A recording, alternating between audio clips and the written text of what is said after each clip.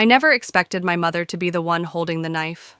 Not literally, of course, but sometimes words can cut deeper than steel. And the wound she left that evening, well, it didn't scar. It split something open. Something I never fully stitched shut. It was my cousin's graduation party. Cheap wine, a lukewarm buffet, and the kind of awkward small talk only extended families can master. Mark, my boyfriend of 3 years, had gone to get us drinks.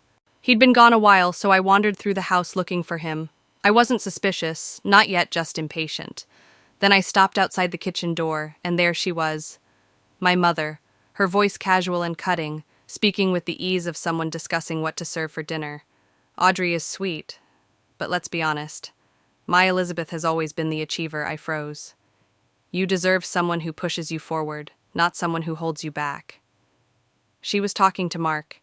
I didn't even have to peek in to know her tone, that saccharine charm she reserved for people she wanted something from. It was unmistakable. I couldn't breathe.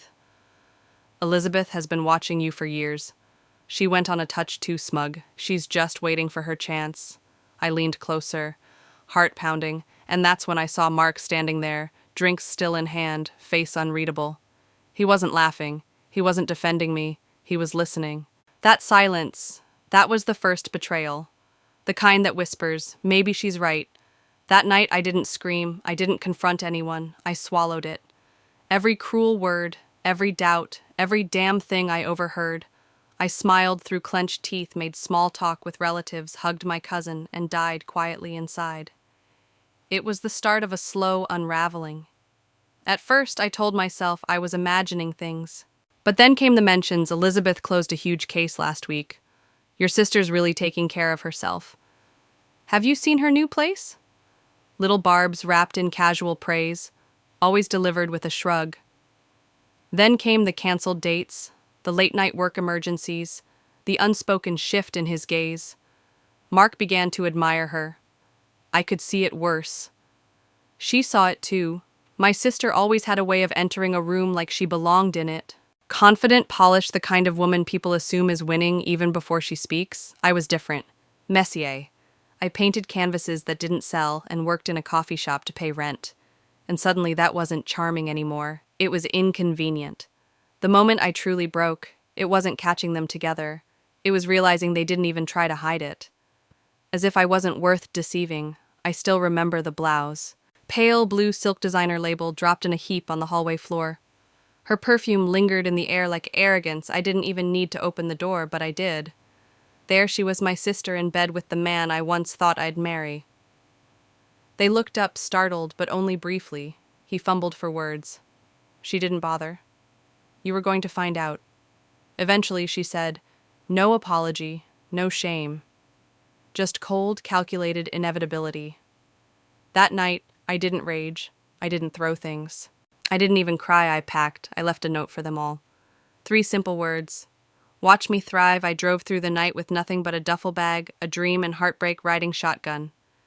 Philadelphia disappeared in the rear view, and ahead was Chicago, a city I'd never lived in, where no one knew my name or the mess I'd left behind. And that was the point. I didn't have a 5-year plan. I didn't even have a 5-week plan, but I had grit. And sometimes that's enough. The motel I checked into smelled like stale smoke and something trying too hard to be lemon, but it had a bed, a working shower, and just enough internet signal to let me start over. That night, I allowed myself 5 minutes, just 5, to fall apart. Then I opened my laptop and started looking for jobs. Chicago didn't welcome me with open arms. It punched me in the gut and said, "Prove yourself." I went on 12 interviews in 4 days. Rejections came quickly, too creative. Not a culture fit, underqualified, overqualified, no response at all. My savings were bleeding out fast, and for every polite, "we'll be in touch." There was a voice in my head whispering, "Maybe your mother was right." But on day 5, I walked into an office that didn't feel like the others. Meridian Investment Group, glass walls, steel desks, and not a single piece of art on display, unless you count graphs. It wasn't my world, not even close, and yet it's where everything changed. Miss Davis. A woman in a sleek bob and sensible heels approached me with a clipboard. "I'm Carol from HR Small. Change the position you applied for. Has been filled internally.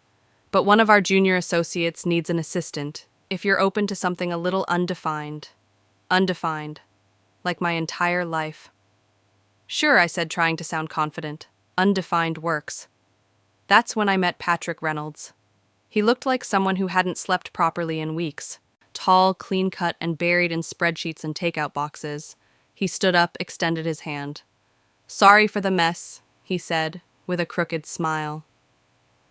Annual reports. Chaos is temporary. "I'm Audrey Davis. I work well in chaos," I replied.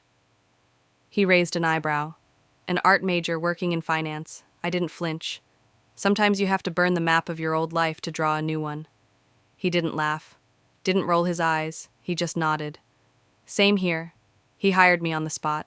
The first few weeks were brutal. Patrick was brilliant, intense, and allergic to small talk. He'd work 16-hour days. I kept pace barely. I brought him coffee. He never drank rescheduled meetings on the fly, and slowly began to understand the language of investments, risk, and long-term value. He never asked about my past. I never offered it. It was an unspoken agreement. Still, there were moments, like when I spilled iced coffee all over his quarterly summaries and nearly burst into tears. "It's paper," he said, gently handing me a towel. "The data's backed up, breathe." Or when I caught him texting his brother about a bad date and pretending it was a client email. We weren't friends, not yet, but the wall was cracking. Lunch breaks became our escape hatch. He'd drag me out to a food truck or a hole-in-the-wall ramen place, and we'd talk about anything but work. He told me about the motorcycle he was rebuilding. I told him about a mural I once painted on the side of a deli that got torn down a month later. "You're kind of a mystery, Davis," he said once over Vietnamese sandwiches. "I think that's the nicest way anyone's called me emotionally unavailable," I teased. But I was healing quietly, slowly, without even realizing it.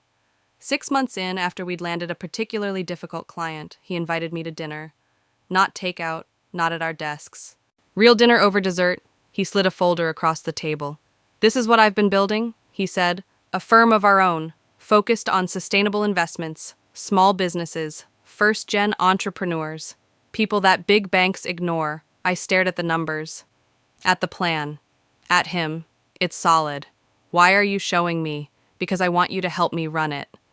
Not as my assistant, as my operations manager." I blinked. "I barely know what EBITDA stands for." He smiled. "But people, systems. You make things work.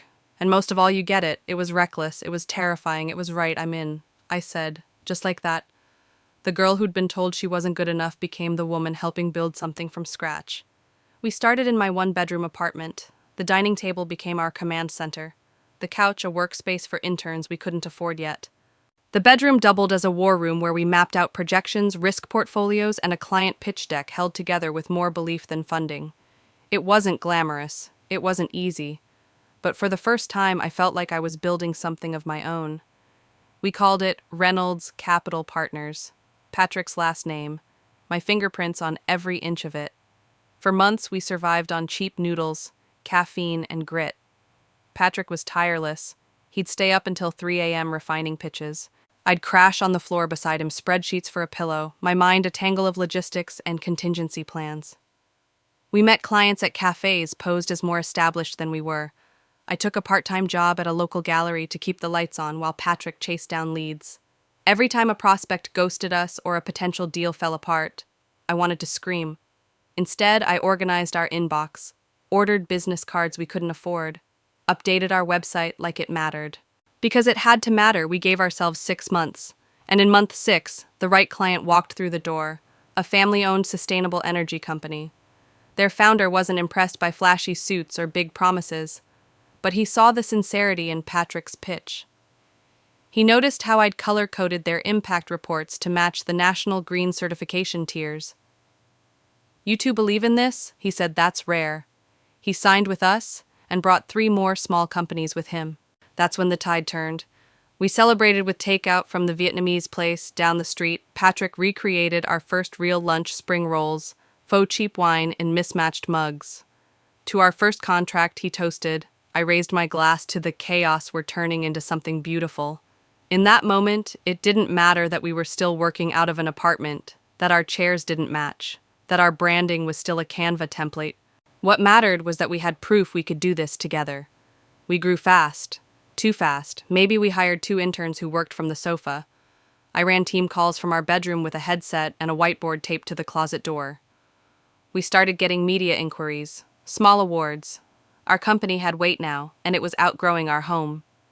Time for a real office, Patrick said one evening, stepping over a box of toner to reach the fridge.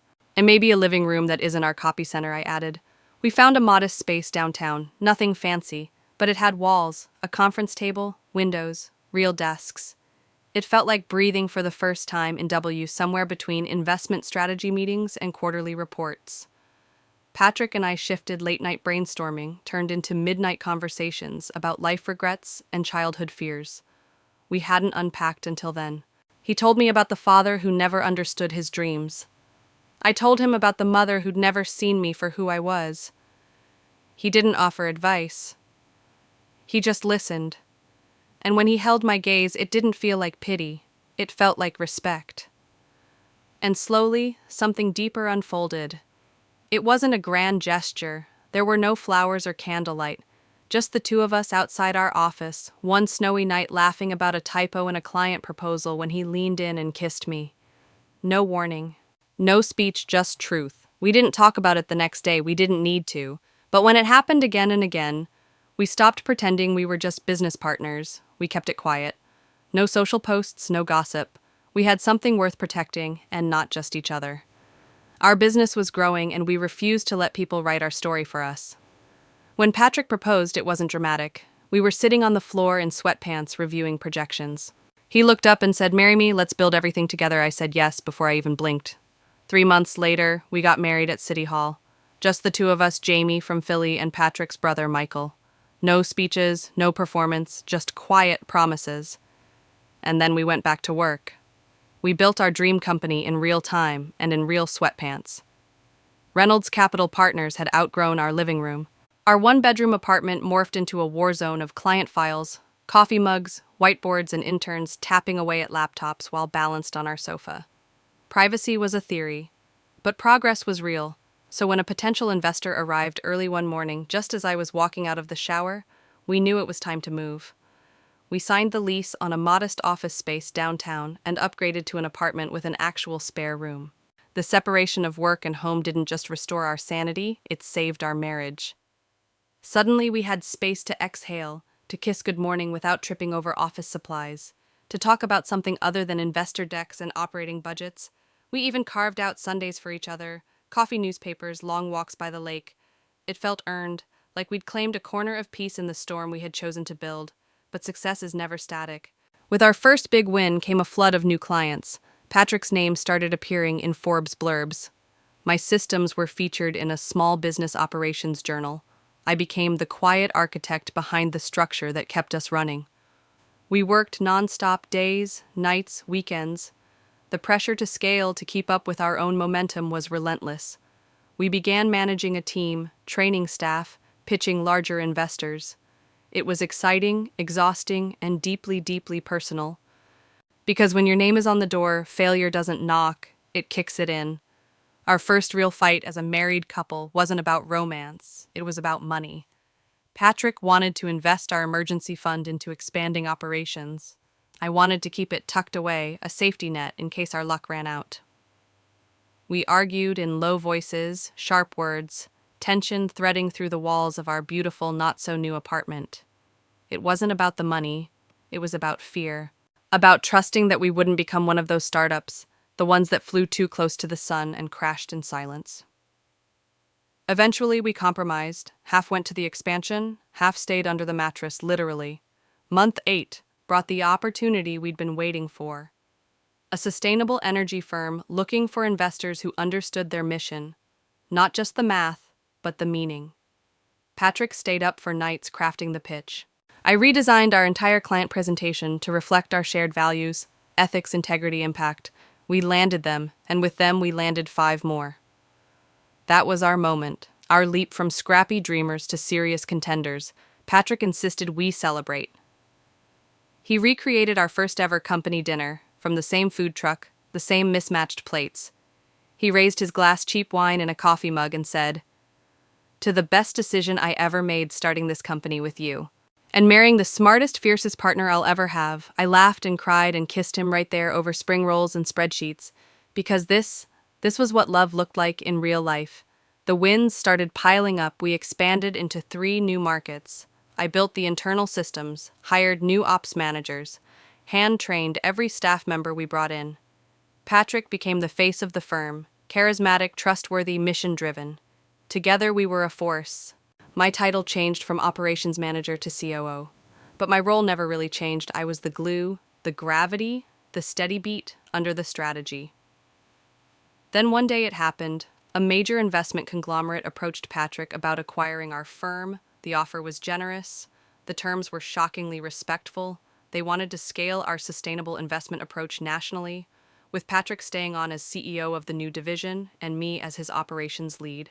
I never imagined running something this big, he said one night, standing in the kitchen of our new 3-bedroom home. But they believe in what we've built. No, I corrected, adjusting his tie. They believe in you. They bought your integrity. He kissed my forehead, and I'm not letting that go. 5 years after walking into Chicago with nothing but heartbreak and a half-packed car, I was no longer the girl who got left behind. I was Audrey Reynolds, co-founder, COO, and co-architect of a firm that now had offices in 4 states, a team of 60, and a reputation for doing business differently. Patrick was still the visionary. I was the builder. We were equals, not just in marriage, but in mission.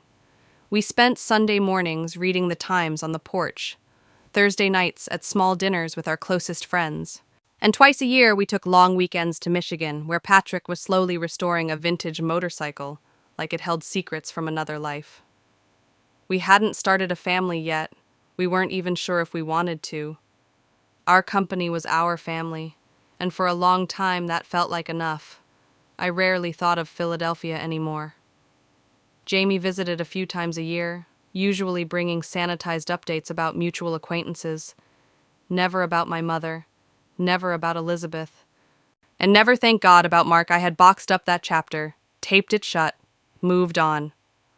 Or so I believed, until one Tuesday morning over breakfast, Patrick slid a magazine across the kitchen table and said, "You might want to see this." The headline was small, buried in the corner, Davis and Associates faces, bankruptcy amid failed expansion. I stared at it, unmoving. They're still using the Davis name. I said, my voice too calm. I didn't know until now. Patrick admitted.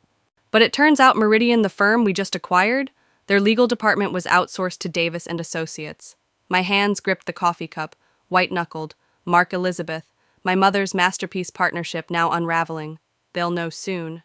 Patrick said, "Everyone in the company will. I wanted you to hear it from me first." The irony wasn't lost on me. The woman my mother had declared stronger and better for you had built a firm that was now flailing. The man who'd agreed quietly, passively, was now a compliance officer buried in mid-tier management. And me, I was the one holding the acquisition contract. They hadn't just failed. They had failed into our hands. Patrick watched my face carefully. "This doesn't have to change anything," he said gently. "We don't have to proceed. I'll walk away from the deal if you're not okay with it." And that was why I loved him. He saw the trap. This could become revenge, resentment, ego. I shook my head. This isn't about them anymore. It's just business. But something inside me, a quieter part, a healed scar, whispered, "It's also the closure you never got." 2 weeks later, we finalized the acquisition. On paper, it was just another smart business move, but I knew it was more. That's when Patrick made a suggestion. We should host a company gala. He said one night, reviewing quarterly reports, introduce the newly integrated divisions. Celebrate the sustainability expansion, reinforce our values, sounded normal. Then he added, we should invite the Philadelphia team. I looked up sharply. Mark, Elizabeth. Whoever's still standing, including your mother. He said it plainly, without venom. No tension, no agenda, just truth. I hadn't seen them in years, hadn't heard their voices, hadn't stood in a room with them since the night my world cracked open. And now, we were inviting them to see the world I had built, not out of spite, not to gloat, to witness. Invite them, I said. Not because I needed revenge, because I didn't. I had something more powerful than vengeance. I had peace. The gala wasn't about showing off. It wasn't about proving anything, not anymore. It was about standing tall in the space I had built, about letting them see me not as the girl they discarded, but as the woman they underestimated and lost. Patrick and I had hosted company galas before, usually small, thoughtful, eco-conscious events held at places like Chicago's Natural History Museum, where the grandeur was softened by intention. But this had a different kind of weight. It had ghosts on the guest list. In the weeks leading up to it, I buried myself in planning, not to impress them, but to ground myself. Sustainable seafood menu. Check carbon-neutral transport options for out-of-town guests. Check recycled ink for the invitations, of course. And yes, I personally approved the list that included Elizabeth Davis, Mark Davis, and Mrs. Cynthia Davis, my mother. I even included a handwritten note on theirs, looking forward to showing you the life I built. Audrey Reynolds. No bitterness. Just fact. Patrick kept his distance from the logistics, not out of disinterest, but respect. He'd occasionally glance at me, rehearsing polite phrases in the mirror, mock bowing to imaginary guests or panicking over dress choices. "That green one," he finally said. "It makes your eyes look like you already know you're going to win." I chose the green one. The night arrived like a steady breath. The museum glowed under soft, sustainable lighting. The jazz quartet played something smooth. Tables lined with wildflowers and upcycled glass sparkled with intention. Every detail from the seating cards to the centerpieces whispered the story of what we stood for. Patrick looked sharp in a charcoal suit. I wore my emerald gown and a quiet kind of power that didn't need heels to stand tall. Guests arrived in waves, staff investors, new partners from around the country. Then I saw them.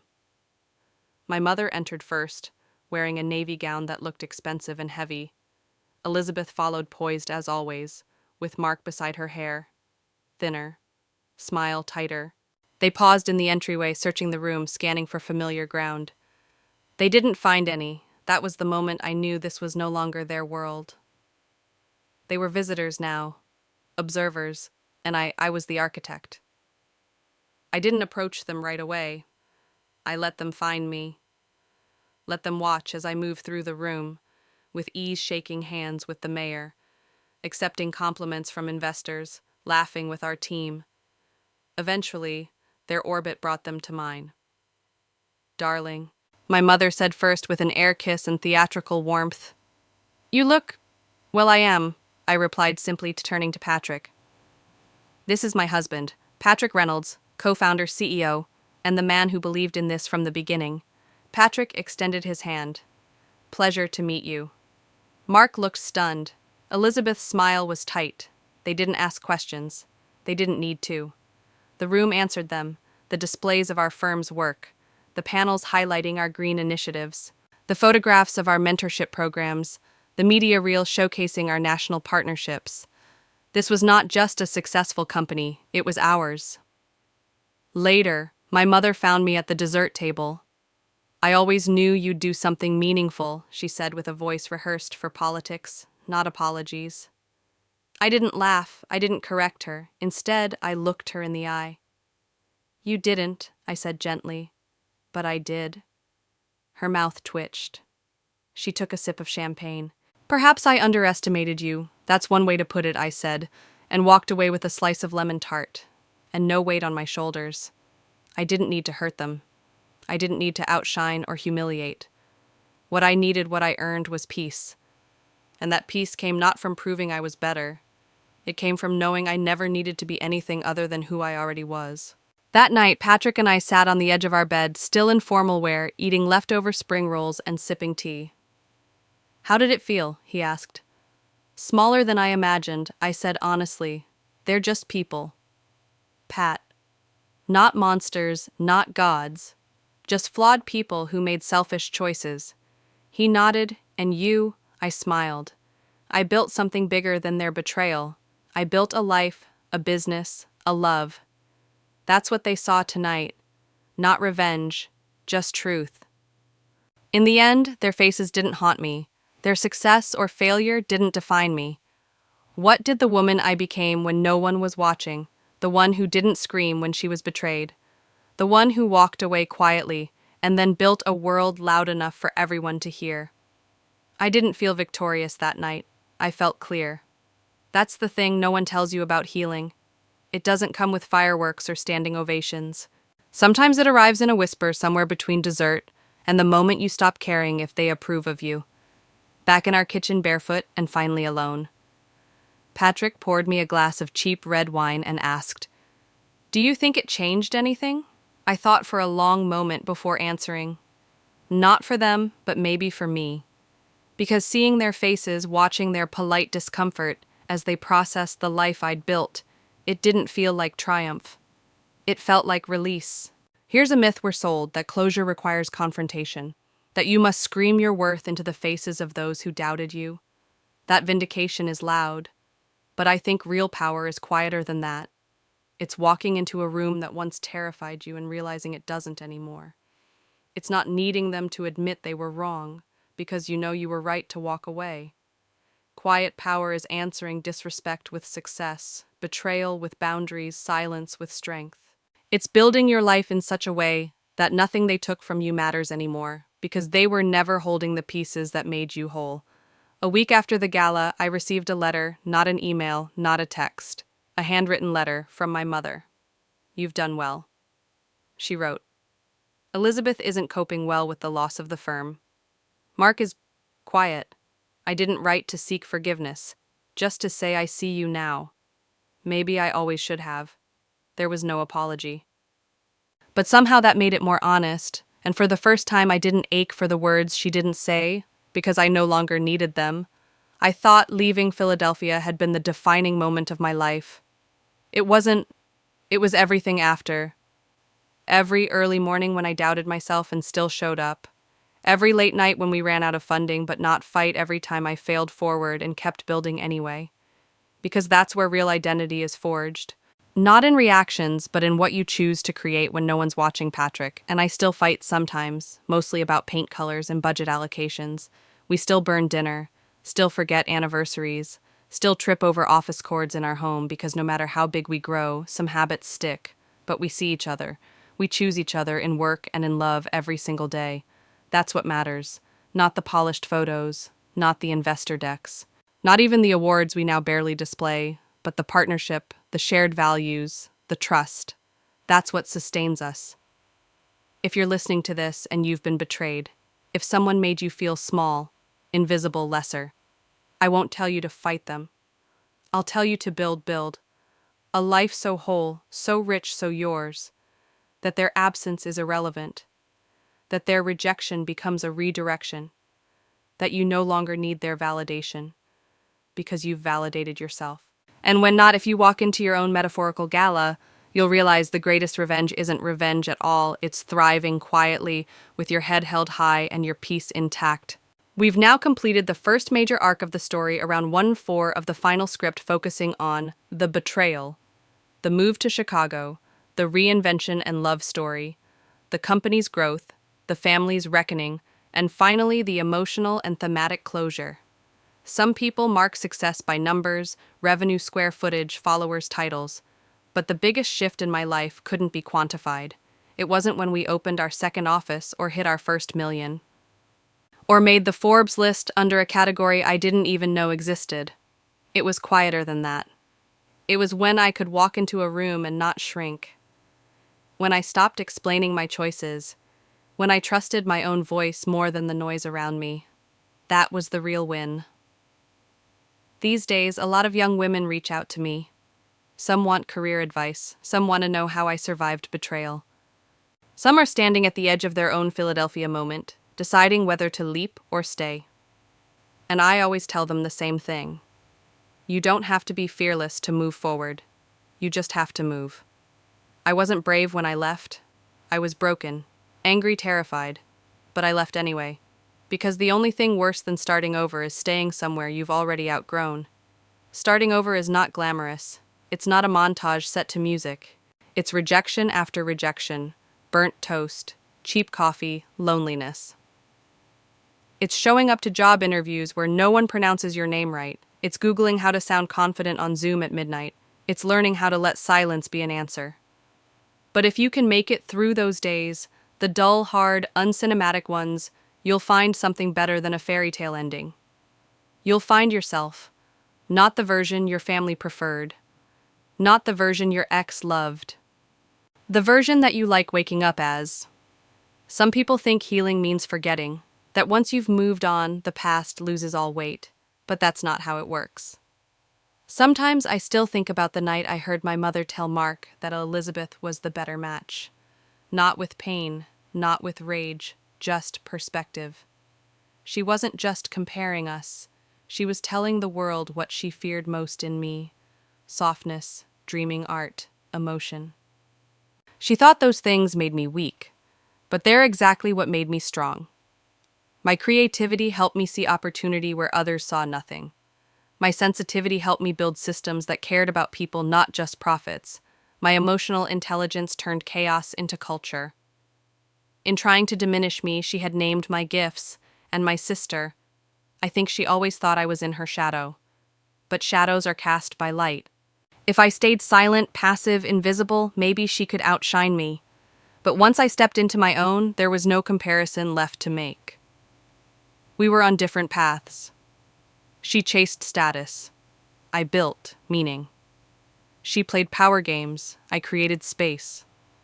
And in the end, my life wasn't proof that I won. It was proof that I stopped playing their game. Patrick never saved me. That's important. He didn't fix me or complete me. He didn't sweep in after the storm and offer rescue. He saw me in the wreckage and offered respect. He handed me blueprints, not solutions. He gave me space to rebuild, not under his name, but beside it. That's love, not dependency, not validation. Partnership, the kind that lets both people lead in different ways on different days. Last week, I walked by a park in our neighborhood and saw a young woman sketching on a bench. Her art wasn't polished, but it was raw and alive and brave. She reminded me of me. I asked if I could buy one of her pieces. She offered to give it to me for free. I insisted on paying. Not because I needed the art, but because I knew what it meant to be seen, to be valued when you're just trying to hold on to your dream. If you're listening to this and you feel small, if someone told you that you're too emotional, too impractical, not enough, let me tell you something they won't. You're not too much. You're not enough. You're you, and you are building something even if it doesn't look like much yet. Even if it's duct taped together, even if it's just an idea on a napkin or a late-night journal entry or a dream that only wakes you up when no one else is watching. You are building, and it matters. Not everyone will understand your story. Not everyone will clap for your wins. But that's okay. Because sometimes the most meaningful applause comes from the quietest rooms, from the friend who always believed in you, from the partner who sees your whole self, from the voice inside you that finally whispers, "We made it. We made us." I used to think the story of my life would be a cautionary tale, the kind people whispered about in kitchens after dinner. Poor girl. Her boyfriend left her for her sister. Her mother didn't defend her, she disappeared. And for a while, I did disappear. Into a new city, into hard work, into a version of myself that didn't need applause to know her worth. But now I realize I never disappeared. I transformed. That girl who stood frozen outside a kitchen door, heart in pieces. She didn't die. She just evolved. She stopped waiting for someone else to write the next chapter. She picked up the pen herself. And page by page, moment by moment, she wrote something better than revenge. She wrote a legacy. Not the kind that comes with statues or book deals, but the kind that lives in how you treat people, how you lead without shouting, how you choose to build rather than break.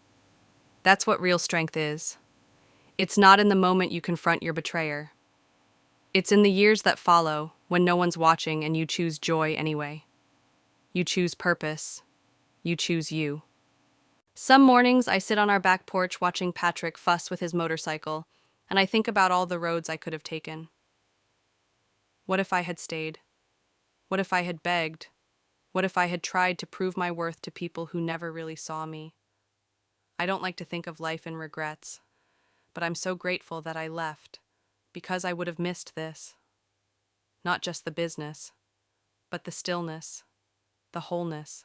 The soft mornings and long talks and shared victories that don't need to be shouted. If you're still living in someone else's shadow, I have this to say. Step into the light. It won't be easy. You'll be misunderstood. You'll be called selfish, dramatic, unrealistic, too emotional, too ambitious. Let them say it. Let them misunderstand. Then go build anyway, because your life was never meant to be explained. It was meant to be lived. I see my mother now only occasionally. We speak politely, carefully, like two women who once loved each other the best they could, but not always in ways the other needed. She still believes Elizabeth deserved more. Maybe she always will. But I no longer need her to understand me. I no longer crave her recognition, because I've given it to myself. You don't need closure to move forward. You don't need justice to find peace. You just need to keep showing up. For yourself, for your truth. For the future you haven't met yet, but that's already waiting to meet you. 5 years from now they won't remember what dress you wore to that gala, or who sat where at dinner, or how tightly you smiled through clenched teeth. But you'll remember this, that when the moment came, you didn't run, you didn't hide, you didn't become what they feared or what they demanded. You became yourself, fully, quietly, powerfully. And you did it without asking permission. This isn't a story about revenge. It's a story about reclamation, a voice of power, of joy. So if you're watching this now, wondering if it's too late, let me be the one to tell you, it's not. You're not too late. You're right on time. Start building. Let them watch you thrive.